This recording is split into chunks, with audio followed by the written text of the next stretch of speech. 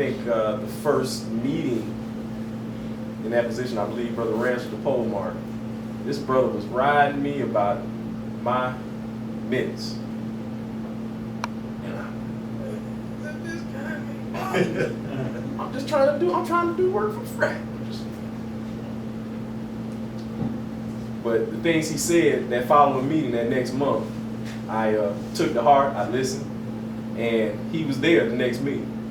And he actually complimented me on the job that I did in reading, sharing the minutes with the brothers that next meeting. I haven't forgotten that. And till this day, he still talk trash. And you just take it with a grain of salt. But I do listen. I do listen. But I appreciate that. And it makes you a better man, a better brother. This time I'd like to call up Brother Paul Jackson.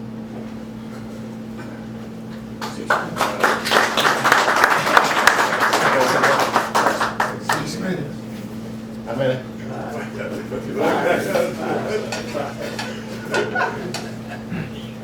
Why don't you guys stand and take a break?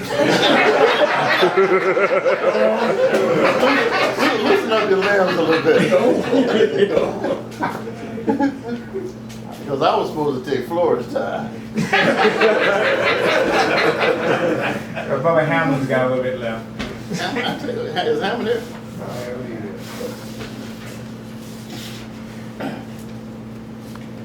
What I want to do, brothers, is probably a little different from my older 50-year brother. Being the youngest 50-year brothers, I want to share a few other things with you. That's why I brought a few things out of my archive. I want to talk about, first of all, why I became a captain. And second, and in talking about why I became a Kappa, I will bring out why I didn't become an Alpha, Q, Sigma, and so forth. But what Brother Rigo said was really true. But them Alphas, they're skeezy. They didn't know nothing about women. Wow. And then the other thing I want to talk about is how proud I am to be a Kappa. And some of the experiences I've had.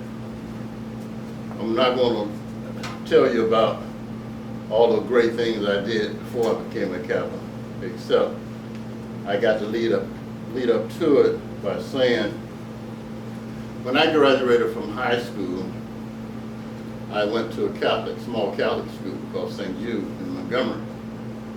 And I was involved quite a bit with the bus boycott.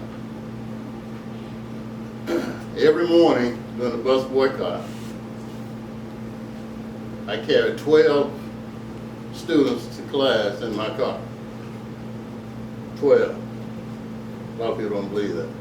They towed my car up, yes, inside. Because at that time we had two-door cars, two-door hardtops. You had to fold the seat down and get in the back. Well, we folded that back so much until it finally broke. But that's what happened in Montgomery shortly. I graduated from Tuskegee in '56. As valedictorian of my class.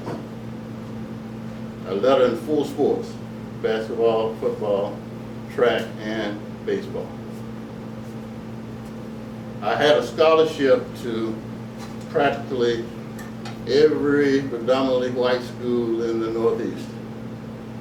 Because at that time, I think about '56, we were getting ready to integrate schools. They had gone to Little Rock, and I think Malone had entered out University of Alabama. So by me being a senior at the time, it was too late for me to go to a high school. I went to a segregated high school. The principal sent off to all of the Catholic schools in the Northeast. And I actually chose Catholic University in Washington, D.C. to go, and they accepted me. But God had other plans for me. He didn't want me to go there. So for $15, I missed out on going to Catholic University. I won't tell you that whole story because it may take too much time. But anyway, when I got the letter saying that you've been accepted, but we didn't receive your college entrance exam, it was called at that time, which was $15, and the principal was supposed to send it when you didn't. We're going to have to admit you at next semester.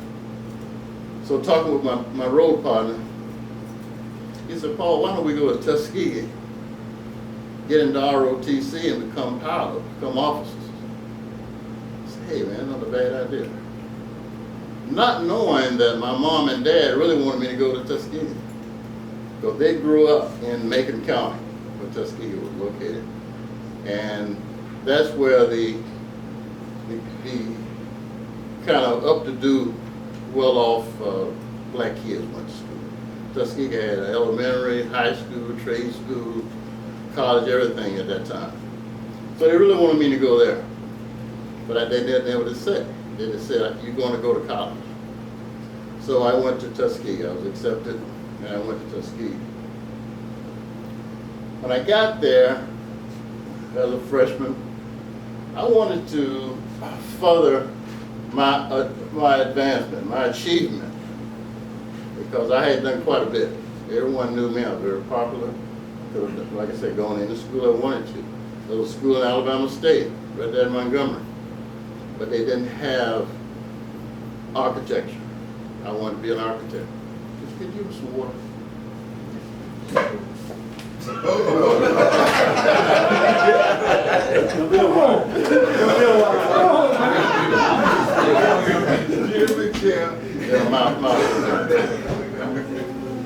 I wanted to be an architect, so Tuskegee was the closest black school that would do that anyway. So everything was falling in place.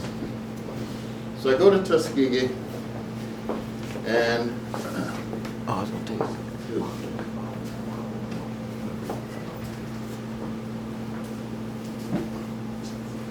go to Tuskegee, enrolled in architecture, and I was only 155, so football was out. So I played basketball, got a basketball scholarship, no scholarship. As Rigo said, in Tuskegee, they wouldn't give a scholarship at that time. They would give you a little job. My job was to put chairs out in the gymnasium for the chapel.